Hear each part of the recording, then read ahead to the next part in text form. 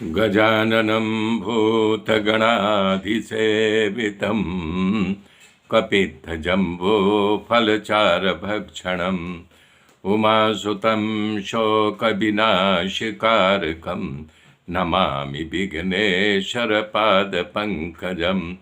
गुरुर्ब्रह्मा गुरुर्विष्णु गुरुदेव महेश्वर गुरु साक्षात् परब्रह्म तस्मै श्री गुरुवे नमः। तस्मै श्री गुरुवे नमः। या कुंदेन्दु तुषारहार धवला या शुभ्रवस्त्रावृता या वीणा वरदंड मंडितकरा या श्वेत पद्मासना या ब्रह्माच्युत शंकर पवित्रभिर्देवै सदा वंदिता। सामां पातु सरस्वती भगवती निषेधाढ्यापहा निषेधाढ्यापहा।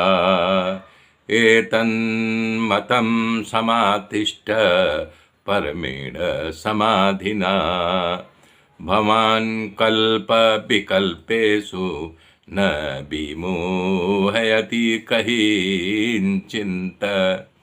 ब्रह्मा जी भगवान कह रहे हैं ब्रह्मा जी से, ब्रह्मा जी तुम अविचल समाधि के द्वारा मेरे इस सिद्धांत से पूर्ण निष्ठा कर लो, जिससे तुम्हें कल्प कल में विविध प्रकार की सृष्टि रचना करने रहने पर भी मोह नहीं प्राप्त होगा।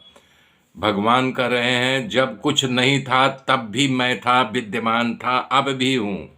ये भी असत्य है, सत्य केवल मैं हूँ।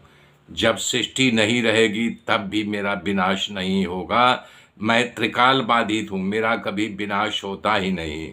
मेरा आरंभ मध्य और अवसान नहीं होता। रामायण में भी बाबा तुलसीदास जी ने यही कहा है, नहीं तव आदि मध्य अवसाना अमित प्रभाव वेद नहीं जाना।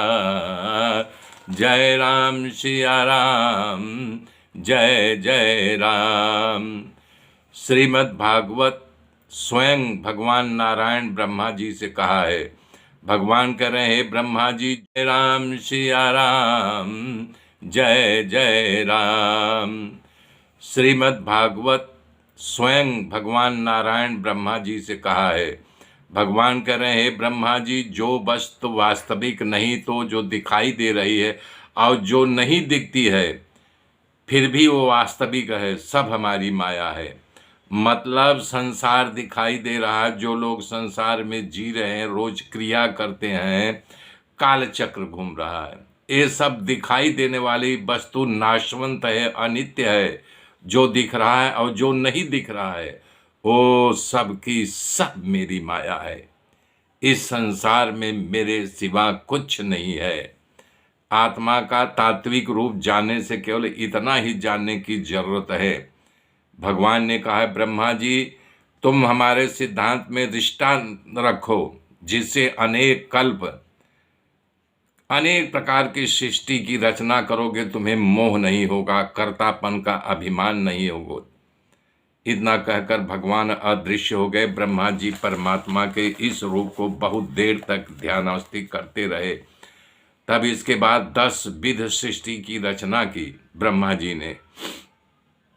10 विषयों की चर्चा था सृष्टि की कथा श्रीमद् भागवत में है। हे राजा तुमने जो जो प्रश्न मुझसे पूछा है किया है सबका जवाब श्रीमद् भागवत में है, जिसको स्वयं ब्रह्मा जी अपने अति प्रिय पुत्र नारद जी को दिया। और नारद देवर्षि हमारे पिता भगवान वेद व्यास जी को दिया। और भगवान वेद व्यास जी के पास से ये कथा मैं तुम्हें सुना रहा हूँ, हमारे पिताजी ने मुझे सुनाया था। तो बता रहे हैं कि सर्ग विसर्ग स्थान पोषण उति मनवंतर ईशा का कथा निरोध मुक्ति और आश्रय, ये 10 प्रकार की सृष्टि की रचना ब्रह्मा जी ने किया है। आगे की गाथा कल जोड़ूंगा मेरे मित्रों। तब तक के लिए जय श्री राम, जय श्री राम, जय श्री राम।